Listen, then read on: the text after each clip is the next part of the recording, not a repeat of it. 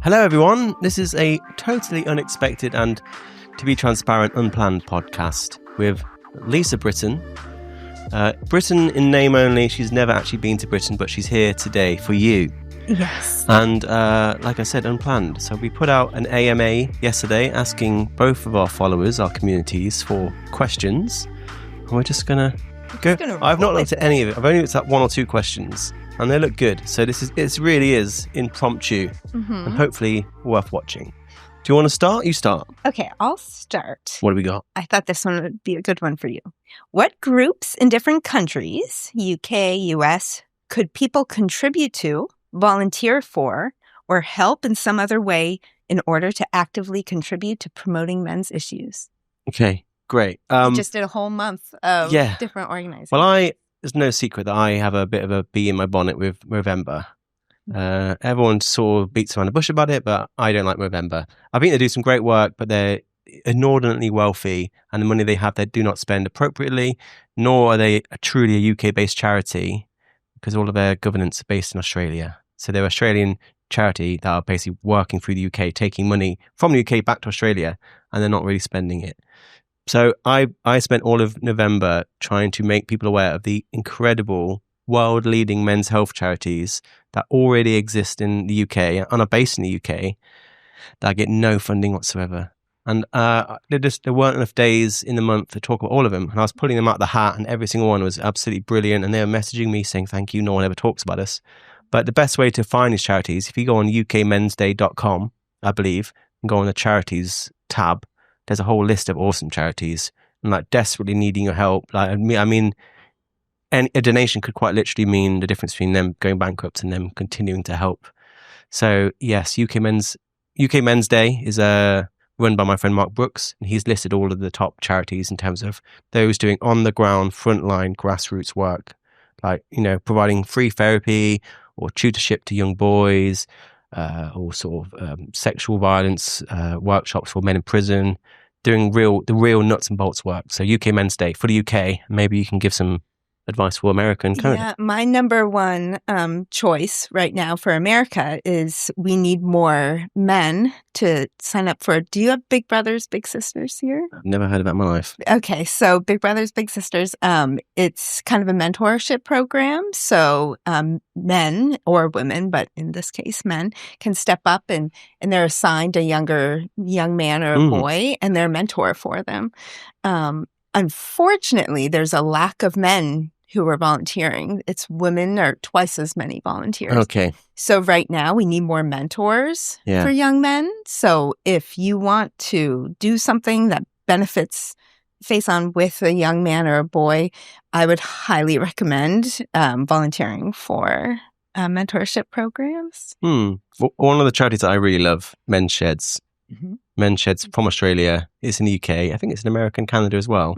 And they are exactly as they're described. It's a shed within which men work. So it's like a workshop, normally for older men who are lonely or struggling with their mental health. And they build and mend things, typically toys for local neighborhoods and children. It really melts my heart that got these men who are formerly lonely coming together. So there's a big win there. To build and mend toys for local communities, another win. And then, of course, alleviating the health service from all of the work they have to do, because they're actually taking that sort of weight away from them. So I love Men's Sheds especially, but there's loads of great charities. Anyway, let me ask you a question. Okay.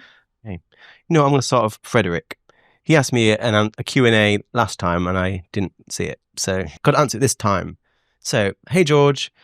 A while ago, I asked a question, blah, blah, blah, blah, blah. My question then was about your opinion on the term mansplaining and manterruption and mancusing. Mancusing? I don't think I've heard of mancusing. During the same period, I had a rather heated argument with some friends and my wife because they disagreed with me because I pointed out this is incorrect and very stigmatizing language. I was unpleasantly surprised because they are generally all open-minded. That's typical. And socially committed people, these man-unfriendly terms are apparently accepted even among various progressive-minded people, while people are often very sensitive to inappropriate language towards others. True. What are your ideas about this? Obviously, I really hate, because I work in the creative industry and I really like naming. I like creative name, and just they're so shit. Like I have a general rule where I think an offensive joke is okay as long as it's equally, if not more funny than it's offensive.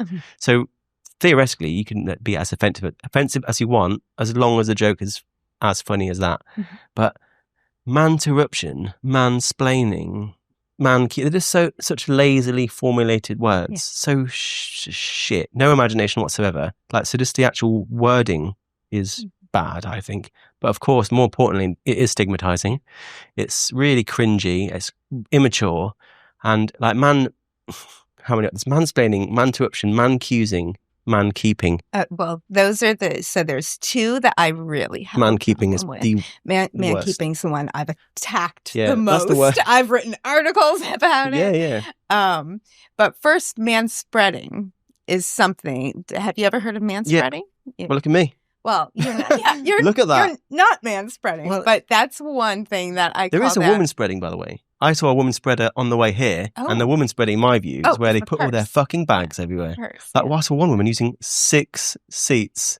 She had 6 seats, all bags in them on the way here. And I was like, excuse me, you are woman spreading. Yeah. But go on. Well, manspreading is ridiculous because, I mean, I don't even have to explain Sometimes they just need more space. Well, it's anatomy. Like, how dare you? I mean, sure, maybe they can be a bit more mindful of the amount of space they're taking, but to shame men, that one to me is to shame men, you know? There is definitely a point where it is manspreading. Like, I'm going to go through the process. This is fine. I'll say this is fine. This is not fine. But I feel like it shouldn't be called out in a way to shame all men. You know what I mean? Like, we can talk about people being mindful and respectful of others. That would include a woman taking up 5 chairs with her bags. But you don't have to. It's beyond shaming men for sitting the way they do. It becomes this anti-male shame and blame that's being directed their way. But no term is as bad as man-keeping. No. But before we move on from man-spreading, there's also another part of that where there seems to be more and more people taking photos of men just sitting down. And some women seem to think that they deserve their seat. Are you pregnant? No. Are you elderly or disabled? No. Then... Exactly. No. Then stand up. People only want gender equality and being treated equal when it benefits women, not when it doesn't. If I'm sitting there, I watch people get on and I'll make a judgment. And if you're just a random woman, then you're not having my seat. That's a called equality. But go on, man-keeping. So man-keeping is the worst because it is dangerous. When that word came out, I started talking about it right when the professor from Stanford was coined it. And I remember kind of a hater was like, I haven't even heard this word before. You're just making it up, like you're just making a scene. Said, no, they're going to try to mainstream this word. And then, of course, they did. The New York Times putting out an article about it. And bam, it was everywhere, every other outlet. And like big news outlets, and not like just some idiot online. Oh, this isn't some idiot. It's the New York Times. They're like the most influential news outlet, but not only for them, but for also all the other outlets. So every other outlet after that came out with an article on man-keeping. And it's so hypocritical because for decades now, we've been shaming and blaming men, saying, open up, open up, open up. And now we're shaming them for opening up. Now we're telling them to shut up because it's a burden on women. And on top of that, what about woman keeping? Men have been helping manage women's emotional health. Since the dawn so many of men in the time. comments like, whoa, God, I wish we could have just come up with a word for this because I've been doing this for as long as I've been an adult. I put out a tweet and I said, from now on, men have the permission that when your girlfriend or wife looks at you and says, do I look fat in this? You have the permission to say, yes. Yeah. Like, think about it. Like, all these different areas where men have helped manage, and then friends and the venting and the emotional ups and downs and roller coasters, they've done it And they just don't complain about it. Yeah. Or say it's a burden on men. This is part of being an adult, part of being in a relationship. And if you can't be in a relationship without whining about mankeeping online, then you're not ready to be in a relationship. Simple as that. And you're certainly not the right person to be writing articles in the New York Times. It's called being in a relationship, and it's called being a decent human being. And loving and caring for people. They're trying to frame loving and caring for others as a burden on self. And that, in my opinion, is the scariest, most dangerous path that we're going on today, is to prioritize self above all else. And that's what we're seeing today. And it happens in tandem where a lot of men's spaces, I talk to so many men trying to set up spaces to help with the men, like talk groups, a bit like what we're doing here. And so often they are shouted down or castigated or sneered at, to the point where I tried to set up one network at Student Union at Loughborough University, and it got immediately cancelled. Like, the amount of backlash was, I've never seen anything quite like it. Didn't have one session cancelled. And then I imagine all the men that would have gone to that network, had it not been cancelled, would now more than likely go home, and that emotional labour is going to have to be done by their partners. So it's like, you can't, like, they'll cancel the men's spaces and then they'll complain about the consequences of their own stupidity. Well, what's so funny is that, at least in America, there was a survey, and liberal-leaning women were the most likely to say that male-only spaces weren't a positive for society. But that group is also the group who would be the group who would use the word mankeeping. So they're saying they don't think male-only spaces is a good thing for society, at the same time complaining about how they have to carry the emotional burden of men. Well, what if we had more male-only spaces where they could bond and have friends and work through their emotions there? You're also saying that shouldn't exist. So I don't think they see the hypocrisy. Yeah, totally. And I mean, just put it into an example. I think of that protest in Canada, Toronto University, against our friend Warren Farrell. He went to speak, and Warren Farrell, having met him, is a lovely man. I won't hear a single negative thing said about him. One of the nicest men I know I've ever him. met in my life. He's a good man. He went to speak at Toronto University, and the same mob of idiots barricaded doors, quite literally shouting in people's faces, "You're not welcome. You're a rape apologist. You are scum, utter scum." I saw one guy literally being shouted down called scum, right? Literally yelled in his face. The camera operator went and found him, and they're like, "What did you want to find out from your talk with Warren?" And he literally, fighting back tears, said, "2 of my friends committed suicide, and I want the peace of understanding why that happened. 2 of my friends took their own lives, and I just wanted the peace of knowing why they did it." And I'm like, well done, guys. You've deprived this man of just a little bit of closure for having lost 2 friends to suicide, and he's probably going to go home and bawl his eyes out to his girlfriend or boyfriend or whoever else. That is not mankeeping. That is the consequences of bigotry and those who yelled him down. Shame on all of them. And shame on anyone that says mankeeping. You suck. That suck. term deserves right embarrassing. Now to go into the garbage You're bin. embarrassing yourself. There's been articles coming out about older women having this burden on them about taking care of their older husbands.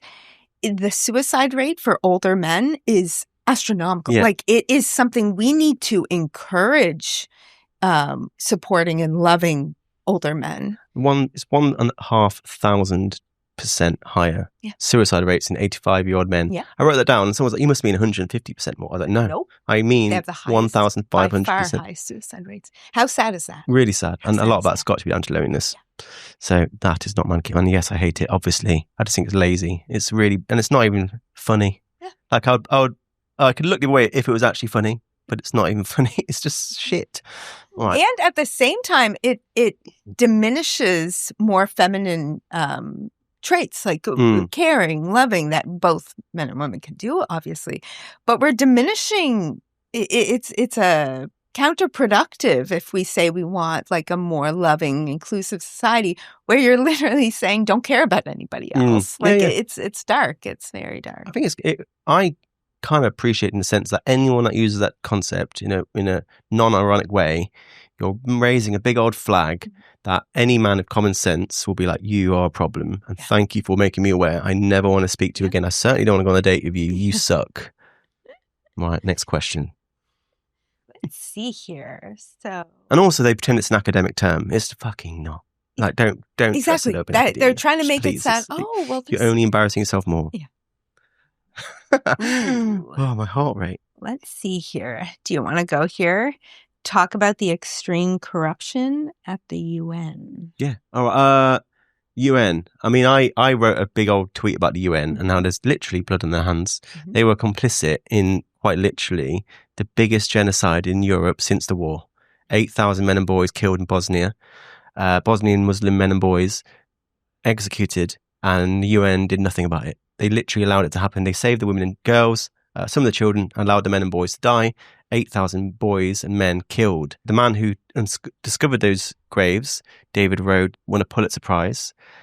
And that's just one thing. The UN have got loads of them, awful things. And that was only 25 years ago. I think it was the 25th anniversary, maybe the 30th anniversary recently. And I remember writing about it. Srebrenica, that is. That's obviously one example.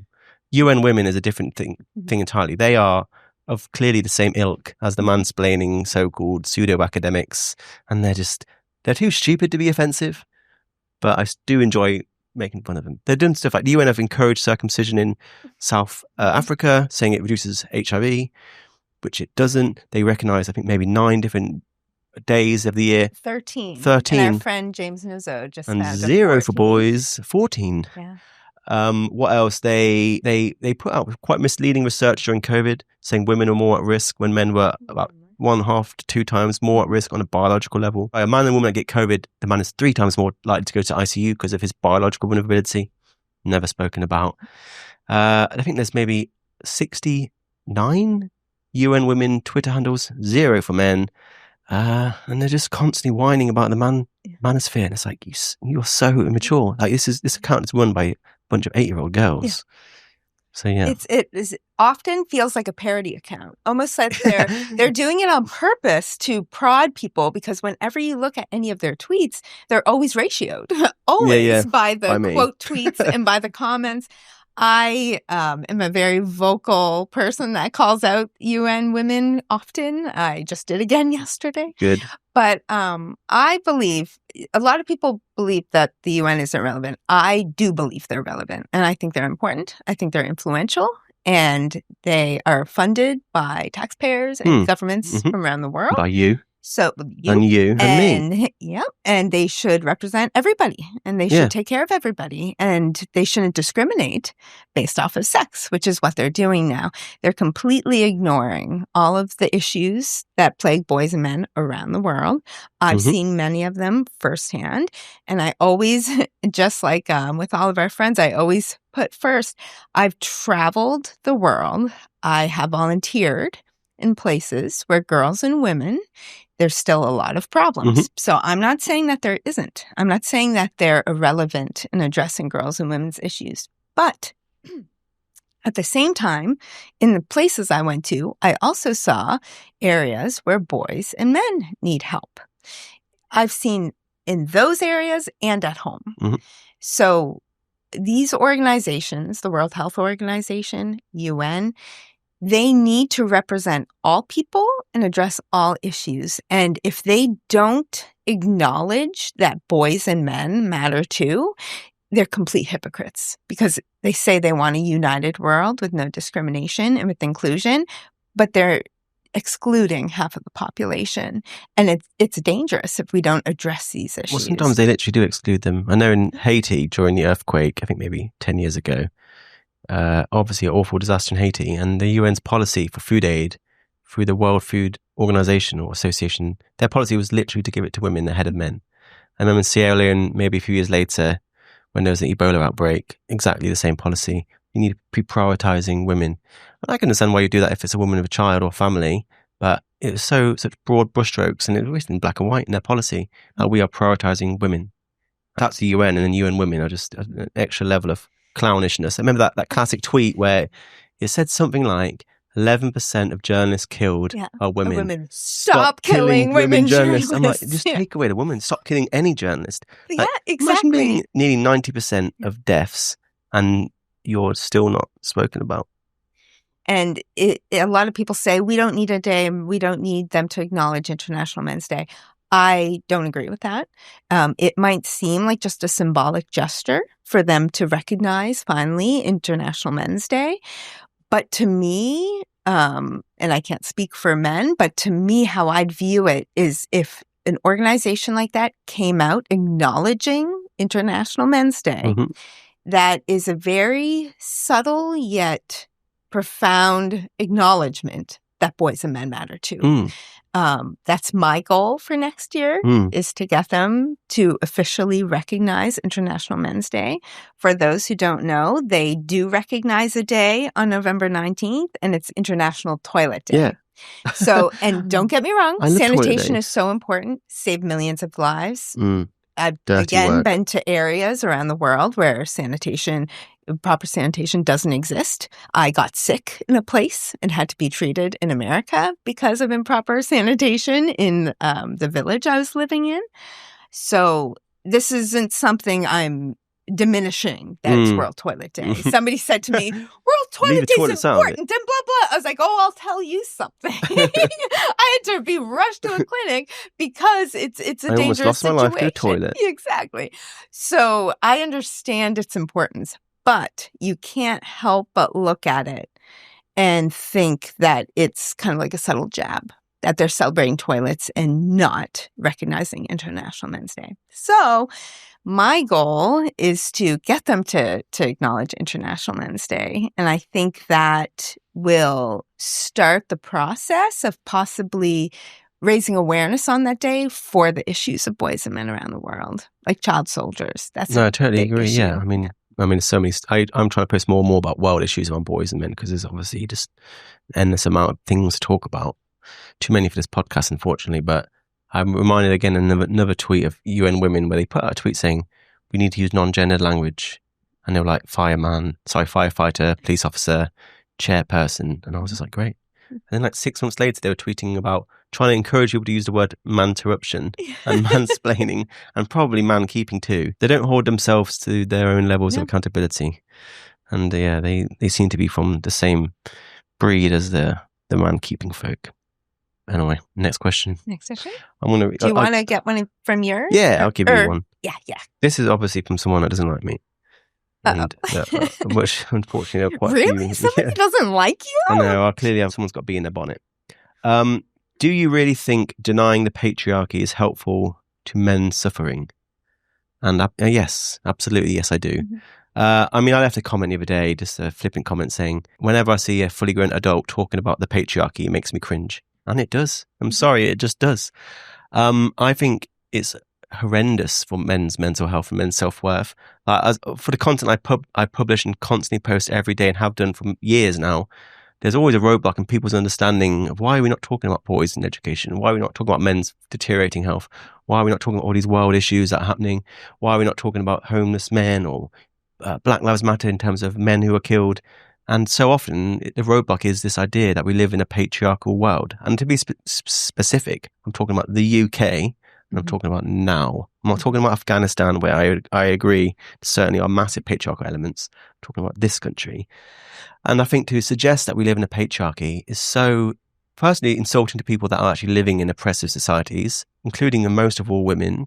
To call Afghanistan a patriarchy and the UK a patriarchy, that word is doing a lot of work for you, and it's obscene, cartoonish, immature view of the world. It's ridiculous. And I would go further. Not only is it bad for men's mental health, bad for women's mental health. I've had so many women contact me saying, I live such a happier, freer life. Now I no longer think I live in a patriarchy. I'm not terrified. I don't feel like I'm living under the boot of men. I don't feel like I'm being an oppressed person. Obviously, there's still lots of issues for women, but we do live in the freest, safest society that's ever lived, and the safest country on the planet, more or less. And that's good. That's something to be celebrated. So you don't have to walk around like you are continually being oppressed by some tyrannical gender class of men. And that the formulation of that word is so vague, meaningless, outdated, scary sounding. It's very sensational and blurry. And I'd rather have separate conversations about these different issues where we can have like grown-up conversations with specific words that are measurable and predictive and scientific. Like if we're going to talk about the pay gap, don't say it's the patriarchy. Let's talk about the motherhood penalty. If we're going to talk about domestic violence, don't say that it's the patriarchy, but let's talk about poverty. Let's talk about alcohol. Let's talk about single-parent households. Let's talk about children that are spanked when they're growing up. But we don't. We just paint with this big broad brushstroke of the patriarchy. Yeah. And when you paint with a broad brush, you paint over the lines and you don't paint detail, and you piss everyone off. And it just doesn't, even etymologically, the word patriarchy, father ruler, doesn't make sense. Mm-hmm. Like you and I have sadly way too much experience talking to fathers who quite literally do not have equal rights, deprived of the thing that matters most to them, i.e. their child. How could the idea of me telling a man who's coming out of family court, literally probably considering ending his own life and saying you are the ruler of your family, is such an insult to everyone. And I fucking hate it. So now I will not be retracting that comment. I will not be deleting anything. And I 100% stand by. It's an awful worldview, regressive, outdated, divisive, unnecessary, and it harms women and, yes, men. So what do you think? I agree with you 100%. I don't use the word. I don't like the word. I don't like the idea. I think a lot of people are... It's like the boogeyman word. Yeah, even when I say boys and men, I have a friend that was like, Lisa, but the patriarchy. It's like the ghoul under the bed. It's like it's embedded in their head. All of that, okay, I see what you're talking about, but the patriarchy. And I just, like, the word itself, I can't use it when talking about gender relations, boys and men's issues. It just clouds everything because it's an idea that is viewed through the lenses of today and in the way of life that we have today. Today, we do not live in a patriarchy in the Western world. If anything, we live in a world that is in full support of women and that's discriminating boys and men. If that's a patriarchy, if that's a world built by men for men, that's insanity to me because it's not. Today, we look through what's happening today. And then you can't look at the past through the lenses of today. Of course, if we look through our modern life where work is now easier, we have air conditioning. Back in the day, people died going to work. People still die today. But I mean, it was dirty. It was hard labor. And humans were collaborating to move forward and build lives. Even historically, it still seems to lack accuracy. Yeah. Like if we were to go back 200 years, you and I, and someone has to pull a plow across a field or work in a factory or in a mine, it's going to be me because I'm bigger than you. I'm about a foot taller than you. And women had to educate children themselves at home. No one went to school because it didn't exist, male and female, unless you were super rich. Half your children would be dead by the age of 5. And you'd have to cook and clean, educate, all of that on your own without microwaves or ovens or no pill, no nothing. And these gender roles you fall into while I'm ploughing the field and you're popping up babies. That's often biological necessity, unfortunately. And I'm just grateful I'm not there anymore. For millennia, we worked together to progress the human race to a point where we thrived, to a point where we're so comfortable today to even be having these conversations about these gender roles and patriarchy. People back then would look at us like we were crazy. What are you talking about? This is how we survive and we thrive by being compatible with each other. History shows, research shows, COVID showed that when human beings hit even just a little speed bump in the road, all of a sudden gender roles come roaring back. We don't even have to think hypothetically about this. It's already happening in Ukraine. As soon as the war broke out, they didn't let men leave the country. Men were banned from leaving the country. So it's very naive for people being so hard on this patriarchal system or gender roles or however they want to frame it in our very comfy and cozy lives that we live today. But in a moment, things could flip around and we'd be dependent on those roles again. So we need to keep that in mind. I mean, just putting it not in an abstract term, but in America, men's health is worse by every metric in every single group, at every single age. Couldn't be worse. There are 10 officers for women's health, 0 for men. 0. Boys are behind in education in America in every possible level. Again, every single racial group, they're behind. Socioeconomic group 2, 10 times more gender scholarships for girls. So what if it was a patriarchy? Surely it'd be the other way around. There'd be loads of men's health offices, and there'll be loads of scholarships for boys in education. And ultimately, it's terrifying. I think it does more to women's mental health, and it has the ghoul under the bed vibe. And I remember when I was a kid, I thought I had a monster living under the bed, and I looked under the bed, and there was no monster, and I slept way better at night. I hate that concept. Doesn't mean it doesn't represent the real issues, but we can have better conversations. Yeah. We can use better words. There's better words. We can use better words and better understandings of today, and ones that will help us be able to address the real issues of today, like men's mental health. Well, ultimately, it's very hard to disprove because it's hard to prove a negative, and it's even harder to prove a negative that's so vaguely formulated, and it's even harder to prove a negative that's both vaguely formulated yet highly moralized argument. So all I need to do is show you there are better ways to view the world, and there are. There absolutely are, and we should start using those words instead. I thought this question was a little interesting. Why aren't men doing this work? Why do they need a woman to do this for them? I mean, men are doing the work. Men are doing the work. But I agree, women are. But this is something that comes on in my feed a lot in some negative ways, in some putting men down ways, in some putting me down ways.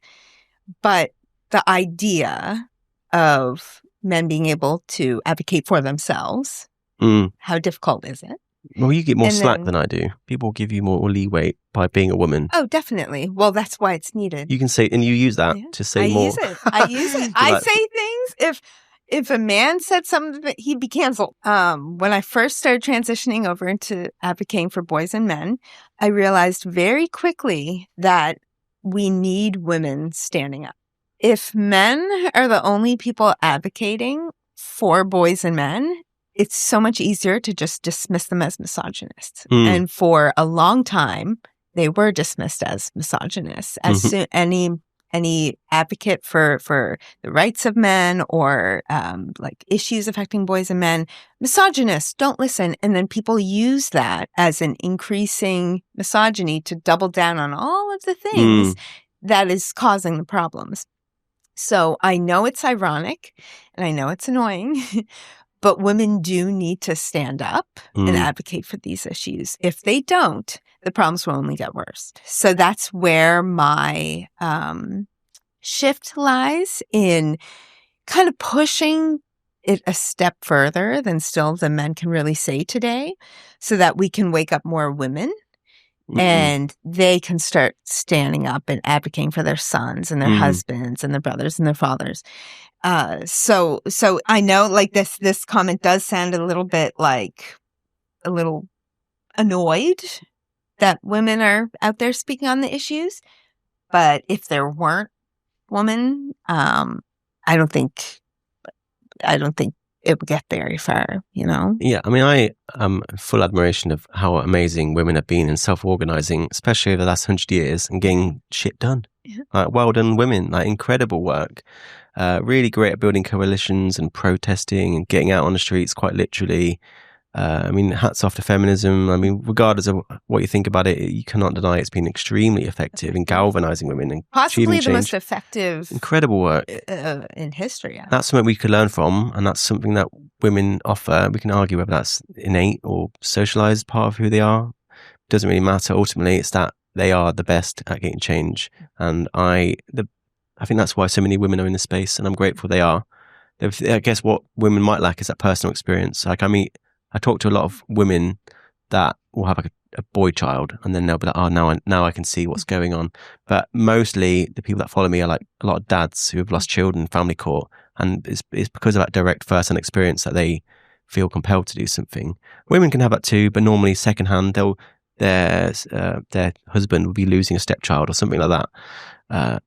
So there is a lack of first-hand experience in many ways for women, but the fact that they are so effective at building coalitions and protesting, and they're given a bit more slack than me, especially as a white straight man, that is also part of it too. But ultimately, yeah, there's loads of great women in the space, and I'm grateful there are. Like, I know so many amazing women. But I always get pissed. People say the opposite. Why don't women do more? I'm like, they do fucking shitloads for us.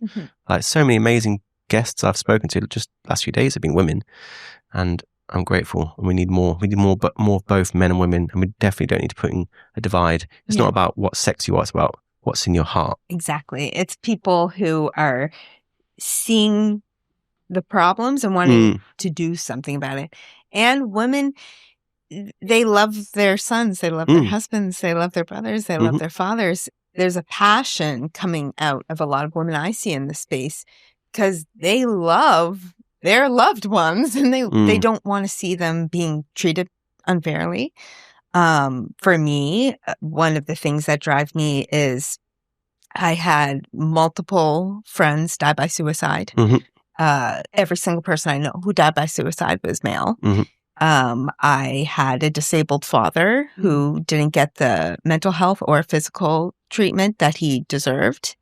I have a brother who is an elementary school teacher and a motivational speaker.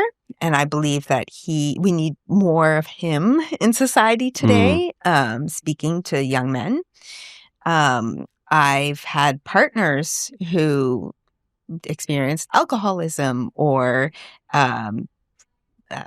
being alienated from their children, etc. So I have so many personal experience from the people I love. And I don't want anybody else to go through that. I see the problem and nobody seems to care. Nobody seems to care. So this is where women can have that drive, to do something. So I believe the more women, the better in this space. And then we can all stand together and stand up for what's right. Amen. Do you have another question? Yeah, my thing on. With so much negativity and horrific stats regarding men's health, do you ever find yourself depressed? I do. I do. This work can be very heavy. I call this my advocacy work. I actually have another job where I earn an income. So for all those people out there saying I'm getting rich off of men's issues, that's not the case. I don't black earn. hole of money. Yeah. Just a whole black hole coming in. I don't know what they're talking about. I've actually spent far more than I've ever earned. But so this is my passion work. It's my advocacy work. And then I have my own little small business, which is where I earn a living. You want to give a shout out to your business? That's okay. I don't need to use the platform for that. But yeah, so I feel like in that small business is more in the fashion world where I kind of stemmed from before this advocacy work. So it's funny because it kind of balances things out a little bit. So as I'm always writing and always, it can really get to you and it can be upsetting. The letters I get from people, the tweets, the hate, the new statistics, reading reports, I'm constantly reading research and reports about like how many deaths of despair there are and stuff like that. It can really drag you down. So in order to balance that out, my real job is almost not serious at all. So it almost feels very trivial and almost like it doesn't matter, but it does because I think it helps balance me out with the very heavy that this can get sometimes. And a lot of the stats I read is quite depressing too. A lot of people contact me looking for help. Someone wrote me a message today saying, I just wrote you a long message and then I deleted it because I realized you're not my therapist. Yeah. I was like, thank you. I get those messages a lot too. Like, first of all, I'm not a therapist. Secondly, it sounds selfish, but it does impact me when people are saying all this stuff. And I understand why, because they probably can't access therapy. But the thing I do find most depressing is not what you expect. It's not the people that send me angry DMs, which is very rare, to be clear, very rare indeed. It's the people that I think are on my side, but they seem to compromise too much. Like I know I was speaking to a friend of mine yesterday on a podcast and he works in violence against men and boys. He works in domestic violence in the UK and he's one of the main men that's been getting male victims onto the radar. And he was saying that a lot of people in the women's sector have a problem with the concept of violence against men and boys. Just the wording violence against men and boys. So he was saying, we need to come up with a different word for it. We need to call it this. And like watching him bending over backwards to appease what is essentially quite a corrupt domestic violence industry in the UK, I found it literally kept me up. I lied in bed for like 2 hours last night thinking about that, and I just think it's deeply wrong that our priority is not about saving men and boys in this country. it seems to be about appeasing the women's sector by trying to find the right naming for it so they don't get offended. Yeah. And I'm like, I couldn't give a fuck if you're offended. Your offense is nowhere near as important as another man's life. But you'll never appease them because they are the problem. Yeah. We are not the problem. Like every podcast I do, we spend so long talking about women and girls and how it's important to keep funding their health, and we don't want to take away refuge from abused women. And, you know, we can think two things at once and we rise together and it's a non-zero sum game. And I get it. It's all obvious, but I want to hear that from the other side. Yeah. It's great us saying it, but I've never heard the women's sector say that about men. I always say, because one of our big talking points, you'll hear anybody in this space say, this isn't a zero-sum game. We can do two things at once. But I take it that step further again and say, but if we're going to say this isn't a zero-sum game, we have to admit that we've been playing a zero-sum game for decades now, because when you look at what's been going on, the lack of resources for men, putting boys and men on the back burner, we've been playing a zero-sum game. We've given a fair amount more to girls and women, whether that be support, encouragement, or resources. And we haven't been giving it to boys and men. So yes, we can say to them, this isn't a zero-sum game. We're not trying to take away from girls and women. We're not, oh, it's boys and men's turn now. That isn't what's happening. We can do both at the same time. But we have to call it out for, it's been a zero-sum game now for decades. That's where we're changing it. Unfortunately, we're the ones that almost have to defend that this isn't a zero-sum game when the actions and people who have made it a zero-sum game are the ones we are defending it to. It's crazy. And that's, people seem to think that we can just say we need to do more for everyone's health, women's health and men's health. We need to do more for abused men and women's, and that's true. But they're not the same, because men's health, boys' education, and especially abused men have been so chronically neglected. Saying we need to help both is true and not true, misleading and true. Yeah. And there's people responsible for that. Yeah. At the very least neglected it, or complicit in allowing it to happen. And I'm personally I'm not satisfied allowing them to just wander off into the far reaches of history, having done that, and we'll let bygones be good. Oh no, I mean, once we're done here, I'm coming back with receipts, and I'm like, what you've done is horrendous. Like, you've allowed people to die. One of the things, I talked about what makes me depressed.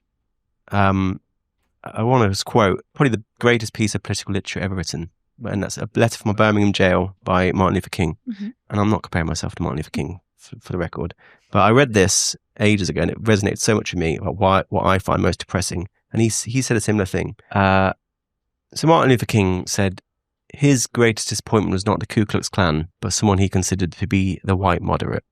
And here he is describing it, and I think is so resonant. First, I must confess that over the last few years, I've become gravely disappointed with the white moderate. I've come to the regrettable conclusion that the Negro's greatest stumbling block in his stride towards freedom is not the white citizens' councillor or the Ku Klux Klan, but the white moderate. The white moderate who is more devoted to order than to justice, who prefers a negative peace, which is the absence of tension, to a positive peace, which is the presence of justice, who constantly says, I agree with the goals you seek, but I cannot agree with your methods or direct action, who paternalistically believes he can set the timetable for another man's freedom, who lives by the mythical concept of time, and who constantly advises the Negro to wait for a more convenient season. Shallow understanding from people of goodwill is more frustrating than absolute understanding from people of ill will. Lukewarm acceptance is much more bewildering than outright rejection. And I know so many people that describes perfectly, who are like, I agree with what you're saying, but not right now, not right now. I'm like, it's people fucking dying. Yeah. Like, I don't care. Like, let's just get on with it. And the white moderate, or the equivalent in this space, is what I find really deeply depressing and disappointing.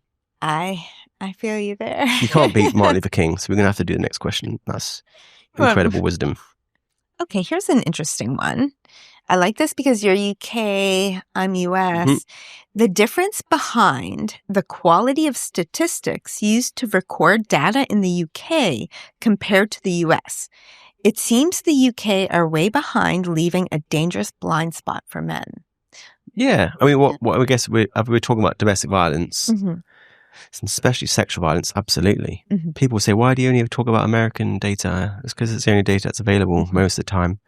Like in America, it used to be that women couldn't perpetrate rape because you have to have a penis, which meant that we just had no idea of how many men are being raped by women. They changed that about 10 years ago. And it turns I think it's about 1 in 10 men who are raped by women in their lifetime.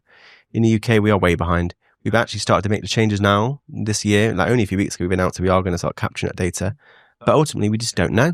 We literally do not know how many men are being raped by women in this country because of the way we've create the gendered definition around rape, meaning you have to have a penis. I think we both got in a fight with J.K. Rowling over that. Oh my God. I got in a fight with her. Did you? Fuck yeah. Yeah. I mean, I came in with the pow. It's like, oh no, here we go. Men are 97% of rapists. And I was like, she's like, you and your little friend. I was like, oh gosh, George. Me? Was I the little friend? Well, I think she was calling you my little friend. I didn't know. Well, I got mentioned. Thanks, JK. I don't like JK for the record. But yes, that's a great way in which people exploit those blind spots because we don't know how many men are being raped by women. People are like, well, all the people being raped are women. And guess what? It's by the only people with penis, the men. So that's where the 97% comes from, 99%. And it's another interesting stat is that it's also how you ask the questions. So intimate partner violence is really, really interesting because in America, traditionally, they had the National Crime Victimization Survey, the NCVS, which was exactly what it said. It's a crime survey. It says, have you ever been assaulted? Have you been arrested for beating your partner? And people in the language of criminality are way less likely to say yes because it's not the language we use. Have you been a victim of assault?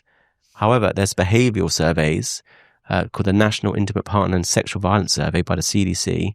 And that will say, well, how do you handle conflict? Have you ever slapped have you ever been pushed? Have you ever raised your voice? And they used language that's so much more accessible and doesn't require you to identify the act as a crime. And then suddenly, in the crime survey, women are massively overrepresented than men in terms of victimization. But in the behavioral survey, it's about 50-50 in terms of intimate partner violence victims. In fact, more men in some years.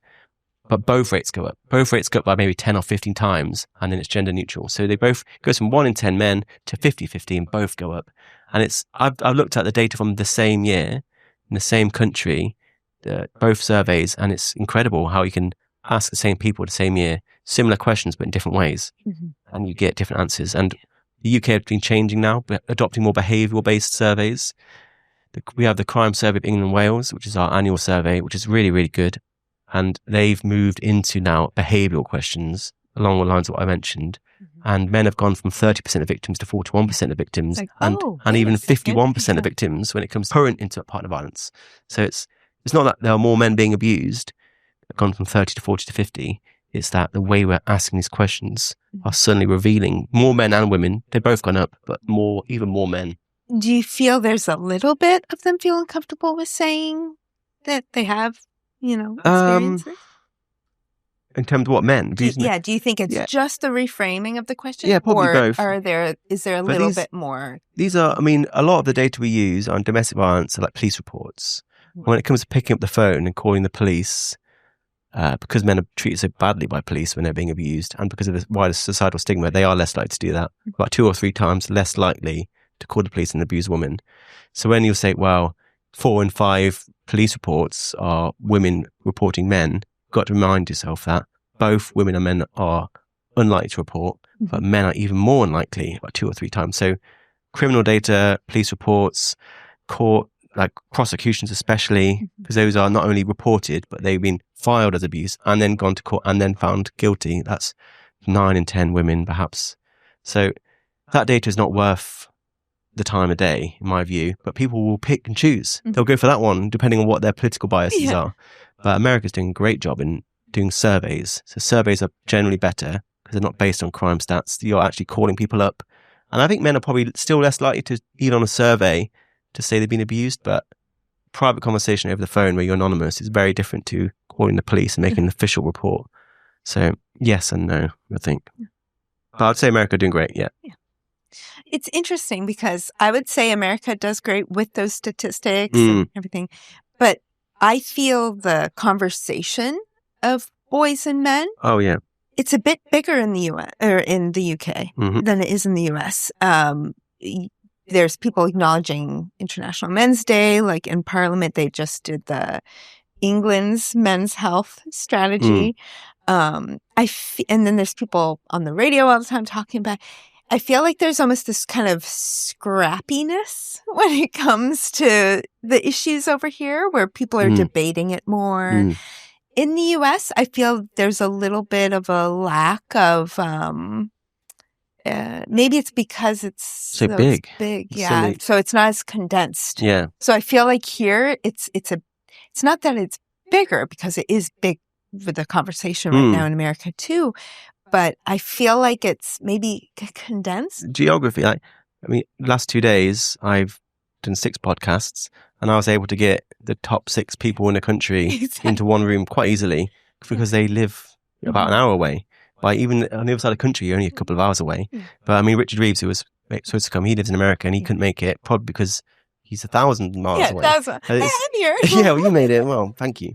But it's just easier when the people that are leading the conversation are quite literally down the road. Yeah. That we are very spread out. That was one thing, being all the way in Los Angeles to get to DC, to go to those meetings. It's a journey, It's from the East Coast of America to LA is the same time to get here. Yeah, I think it's the same distance from LA to New York as New York to Paris.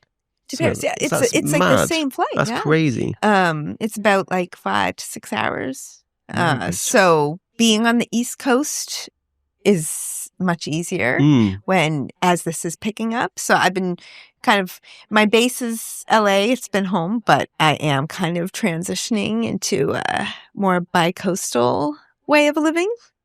But I think American public transport is also pretty awful. Yeah. It doesn't really exist, does it? The reason I bring it up, I remember reading some great research about one suggests idea of how to bring men's suicide rates down, increase men accessing mental health care, is just to improve public transport, because a lot of the men are living in rural towns and small villages, and they literally can't get to the clinic. The male suicide rate skyrockets in rural areas. So twice as high up north than it is in London. Montana, yeah, it's your question. I don't know if you're going to want to answer this, because it's someone asking me to ask you specifically something. What's it about? Abortion. Oh, go on then. Yeah? What do you want to know about abortion? Okay. They said, why does he not consider abortion murder? When all the stats point out that women are contributing to the biggest genocide ever via abortion. Biology points out that life begins at conception, so when are we going to hold women accountable for their poor sexual choices? There's so much judgment woven into that, and I don't appreciate that, to be honest. I think it's definitely a polarizing discussion. I'm grateful that I don't have to make that decision for myself, because I can't get pregnant. I am pro-choice. I've always been pro-choice. Both sides annoy me. The people that say it's murder piss me off. And in the UK now, if a woman has an abortion right up to giving birth, she can't be prosecuted for murder. And I would say that probably is murder. I'd say if I pushed a pregnant woman down the stairs and she lost a child, I would be convicted for murder. I agree with that. But for me, my views on abortion is that I am in favour of abortion up until the point where the baby is viable and can live on its own. I think that's about 20 weeks. But that's obviously changing quite often. With more modern medicine, a baby can survive on its own outside the womb. Though I'd say that line is going younger and younger. So I'm open to changing my mind on that. Maybe it's 18 weeks or 16 weeks or whatever else. It's difficult, because I can understand why it is murder, because you are murdering a potential life. But unless the baby can survive outside the woman's body, I don't know if that's the fairest way of calling it. If I were to, I don't think it's the same as me literally killing a child that's been born as me pushing a pregnant woman downstairs. But I agree, it's difficult. There's no perfect answers. People want the world to fit into simple boxes, and unfortunately it doesn't, and it certainly doesn't with abortion. But I'm just very aware that the consequences of forcing women to having children they don't want or not ready to have, and that is not kind of the child, it's not kind of the mother, it's not kind of society, and it's just difficult, to be honest. I'm just grateful it's not really nothing to do with me. Well, it does, though, because what you said that you don't think it's right for a mother to have to force a child. But what about men? Oh, yeah. Men don't get that choice. That's one thing that I speak out often, is that in America, as we're hearing, they're taking away women's rights, reproductive rights. Men are taking away women's reproductive rights, many people say. And I say to them, men have absolutely no reproductive rights after the act. Conception. Yeah. Absolutely none. So what would you say about a man who isn't ready to have a child? Yeah. You just said it about women, we shouldn't force that on them. Yeah. But it is forced on men. What you're talking about there is a financial abortion or a paper abortion.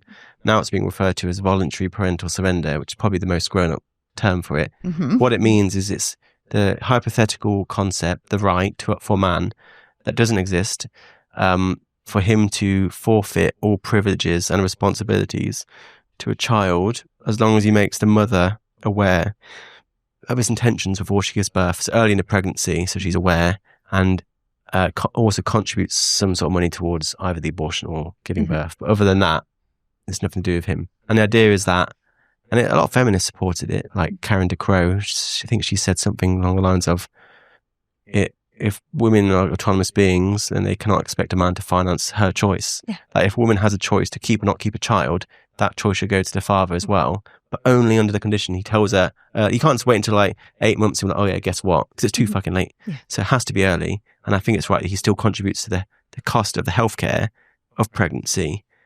And I'm open to it. I don't know what it means.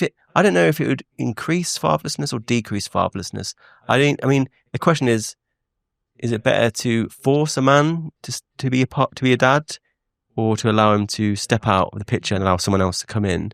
Is it better to have a resentful dad or no dad? And obviously both are really bad, really awful, but it's a very contentious, controversial issue.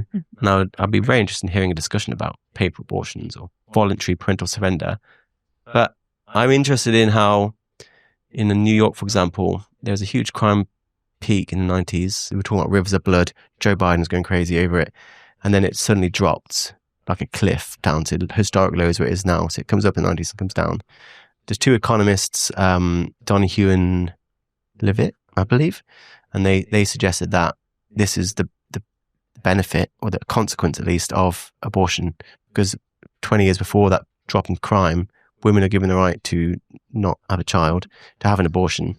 And they were saying because these women who are now given the right to have an abortion were no longer being forced to having children, those children who are being born against a mother's will, who are essentially unwanted, and unwanted leads to criminality, and abortion reduces unwantedness.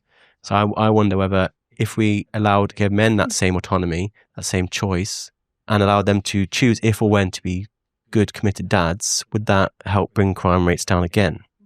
Because obviously we need both could it increase it because there'd be more fatherless? Maybe. But then it's like, if you step out, then can someone else come in? And like I said, is it better to have a resentful dad or no dad? And obviously that's a horrible question. And people always say, wow, if he didn't want to have a baby, he shouldn't have had sex. But then I'm like, well, then I would say consenting to sex isn't consenting to parenthood. That's a classic feminist slogan. And I agree. It's not. And should it be for men? And I don't know. What if you used protection and she still got pregnant? Is it still consenting to parenthood? It's an interesting philosophical discussion. I don't have the answers. Yeah. But it's a good point, I think. What do you reckon? What do you reckon there should be paper abortions? I don't judge anybody for the choices they make. I believe that they should be educated on it, though. Like, if society has abortion laws in place and your freedoms in place, we should be doing everything we can to avoid women from going through that experience in the first place, which I don't think society does. The same group that promotes women's reproductive rights and the ability and freedom and everything, they also push the idea of women should be more free sexually, they should this, they should that. You can't push it all. It's to that point, like, we should be in schools teaching girls about their bodies. Like, we don't even teach girls. Any woman my age never learned about. There's only certain time period you can even get pregnant. No woman knows. They're not taught it in schools, but they're being given, these rather abortion, this and that. So we should be doing everything we can to prevent it from happening in the first place. And then educating women on what they go through. And then also the side effects afterwards of like regret, depression, guilt, all of these things. Nobody talks about the after effects for women. They make it sound like, okay, and go and off on your life, you know? And it's like, we should be educating people about that. Like, I don't like this nonchalantness about it, while at the same time, I don't think we should be imposing kind of laws. I think that needs to be something that each person kind of has to deal with themselves and deal with the consequence, because there are consequences. There are consequences physically, emotionally, and spiritually, in my opinion, for that. So everybody should be educated on the choice. But then when it comes to men, if women have the right to choose, then I believe men should have the right to choose too. The problem with that is that I believe we would have fewer men stepping up in a case where a woman would even be considering. I feel like some men would be walking away, like if they're not married, you know, and stuff like that. But so if men were given that opportunity, would women take more seriously the decision to have a child or not? Exactly. Would they take it more seriously to have a child? Which I think they should. Yeah. As a woman in her 30s, I would look at a younger woman today and be encouraging them to take it more seriously, from their bodies to their choices to everything. I don't think society's doing that today. I don't think it's almost like a more mentality. Like we should be able to do what we want when we want and not have to deal with the consequences. I feel like that's where a lot of people are at. And I think, okay, it's your body. You can do what you want, but here's all of the things, you know, here's all the information you need before you do all of those things, you know. But with men, that's just the arguing point, though. And when they say that men are taking away our rights, first of all, we're not 100 years ago. There's plenty of women who are leaders today.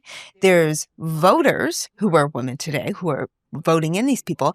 And men are more likely to be supportive of abortion rights than women are. So to just say men are taking away our rights and they're getting everything, it's some men, sure, and also some women. I definitely think the fact that a man who is raped by a woman, and if she becomes pregnant, she can still compel him to pay child support.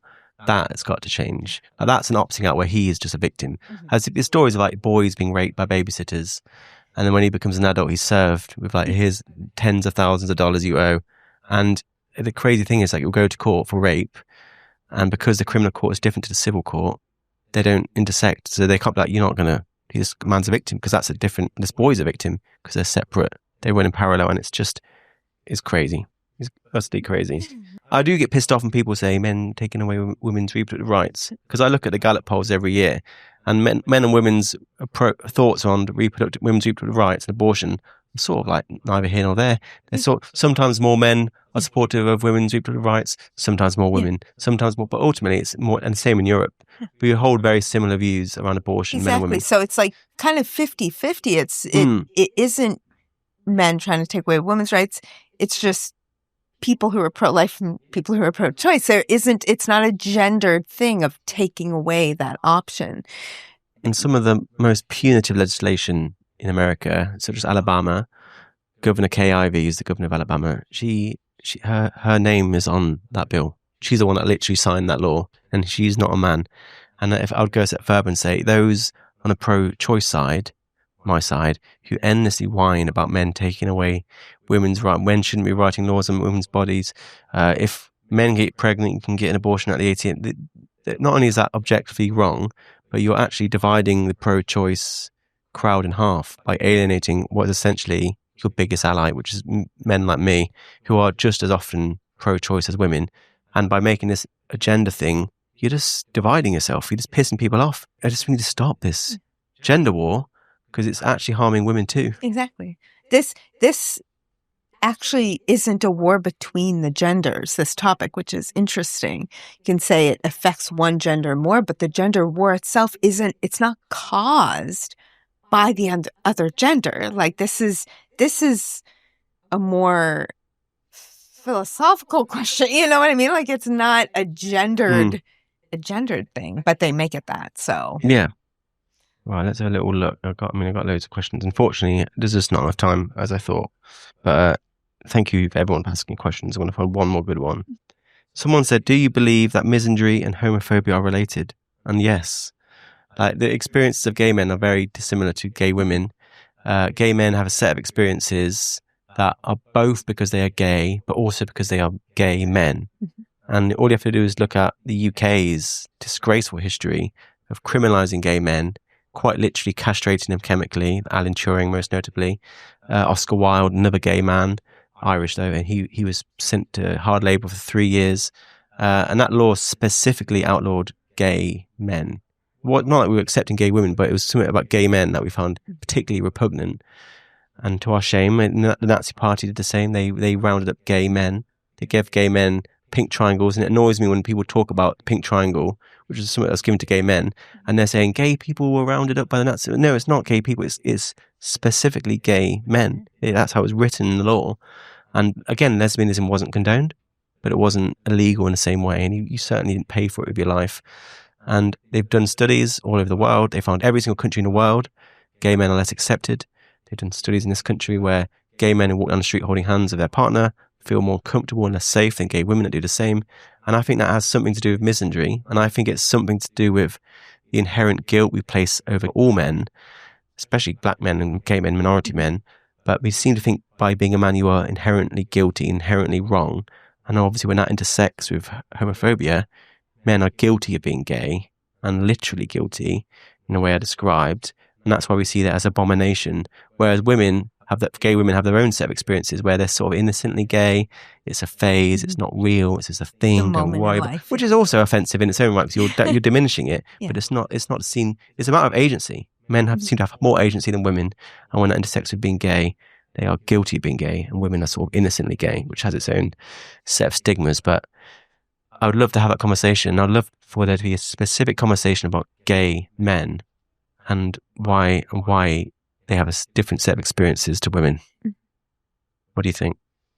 I agree with you. I have a lot of gay men who follow me. Definitely when I stand up for boys and men, I stand up for all boys and men. You know what I mean? And I don't discriminate on sexuality. And I personally know that it's not misogynistic to be a gay man. So I feel like a lot of people come out like, oh, they hate women. What? No, that's not it, you know? So yeah, I don't have too much. I agree. I mean, I give blood regularly and I've been doing it quite a long time. And I remember only a few years ago, you had to tick a box if you were a gay man. And if you tick that box, you can't give blood because they think you've got dirty blood or you've got AIDS or whatever. And they've stopped doing that now. So gay men can now give blood in this country free of stigma. And it was lovely to see the new question there and not to see that question asked of me. So yeah, on that note, I think good time to wrap up. Yeah, it's flown by and we'll have to do it again. And I'm very sorry if we couldn't answer your questions. It's not because they weren't interesting. It's just we didn't have time. We were trying to get through them. Too busy blabbering, I'm afraid, but we'll do it again. It's been a pleasure. It's been the best time. Thank you for my first visit to the UK, and I'll be back soon. Putting Lisa Britton in Britain. Yes. Lovely. Britton in Britain. Yeah. All right, well, thank you, and come back again soon. Bye. Okay, we can cut. Excellent.